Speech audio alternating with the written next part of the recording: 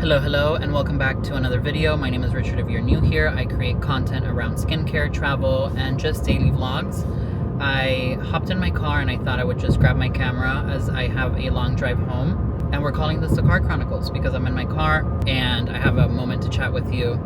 I was thinking about how when you're in an industry, such as, I've been in skincare 15 years, you kind of forget that other people don't have the same knowledge you do. Like, I think skincare and I'm like, of course, this is how you build a routine, but that's not common knowledge. So I wanted to hop on here and talk a little bit about a general overview of how to build a skincare routine that's going to be right for you.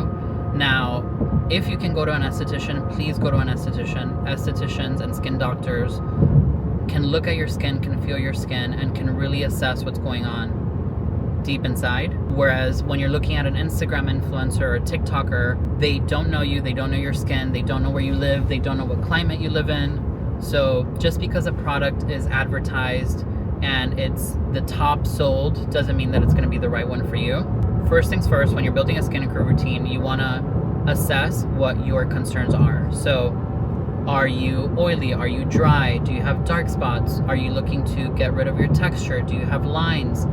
Are you more into anti-aging? All of these things you have to take into account first before choosing a product. So that way you can choose a product that is going to address those concerns. Skincare routines are always comprised of the same products.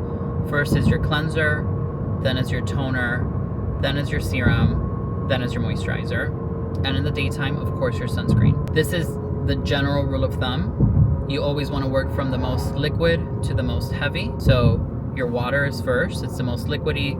Then is your toner, which is like a milky, more viscous consistency. Then you have your serum, which is a little bit heavier. And then lastly is your moisturizer, which is the heaviest. We now live in the age of ChatGPT. A ChatGPT bot does not replace an esthetician or having a skin consultation. But if you can't go out and see an esthetician, use ChatGPT to your advantage. What I would do if I was going to ChatGPT and I was trying to look for a skincare routine, the first thing that I would say is, this is my skin type, meaning I'm more oily, I'm more dry.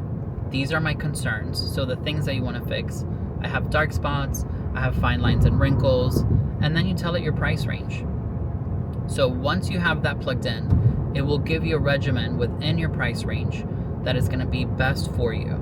Now, of course, that is not the end-all be-all. You still want to go and do your own research. So once you have the product that it pulled up for you, dive deeper.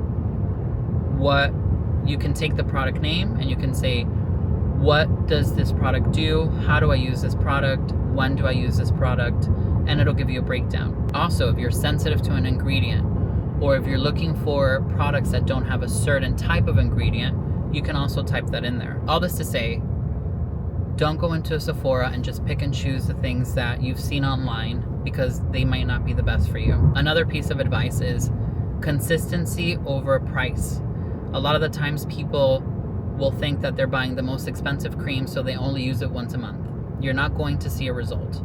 I would rather you use a less expensive moisturizer that is within your price range that you're going to continuously use, because you have to give the skin 28 days for you to see the full effect.